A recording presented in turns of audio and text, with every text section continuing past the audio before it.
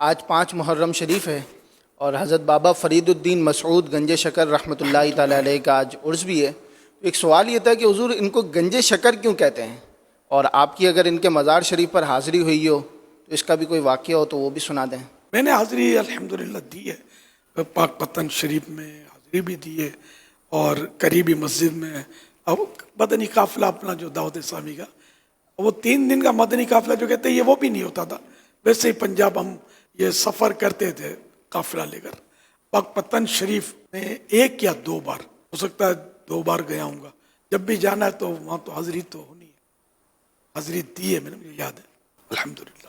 حضرت بابا فرید الدین رحمت اللہ تعالی علیہ کو بچپن سے شکر بہت پسند تھی۔ والدہ محترمہ نے پہلی بار جب آپ کو نماز کی تلقین کی تو فرمایا، بیٹا نماز پڑھا کرو، اللہ پاک راضی ہوتا ہے اور عبادت کرنے والے بندوں کو انعامات سے نوازتا ہے، پرائز عطا کرتا ہے۔ تم نماز پڑھو گے تو تمہیں شکر ملا کرے گی۔ آپ رحمت اللہ علیہ جب نماز ادا فرماتے تو امی جان آپ کے مصلے کے نیچے شکر کی ایک پڑیا رکھ دیا کرتی، آپ پابندی سے نماز ادا فرماتے اور نماز کے بعد شکر کی صورت میں اپنی دلی مراد کی تکمیل کا نظارہ اپنی آنکھوں سے ملاحظہ فرماتے۔ یہ خوبصورت الفاظ ہیں۔ بہرحال کہ شکر مل جاتی تو وہ ان کے خواہش پوری ہو جاتی۔ ایک دن آپ کی والدہ محترمہ مصروفیات کے باعث جائے نماز کے نیچے شکر رکھنا بھول گئیں۔ آپ نماز سے فارغ ہوئے، امی جان نے پوچھا، بیٹا شکر ملی؟ سعادت مند بیٹے نے عرض کی، جی ہاں، مجھے ہر نماز کے بعد شکر مل جاتی ہے۔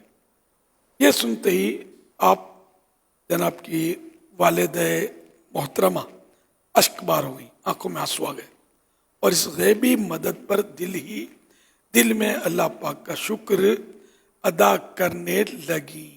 حضرت شیخ فرید الحق والدین گنج شکر رضی اللہ عنہ کو ایک مرتبہ 80 فاقے ہو چکے تھے، 80 ٹائم کا کھانا آپ نے نہیں کھایا تھا، نفس بھوکا تھا، الجوع الجوع، ہائے بھوک پکار رہا تھا۔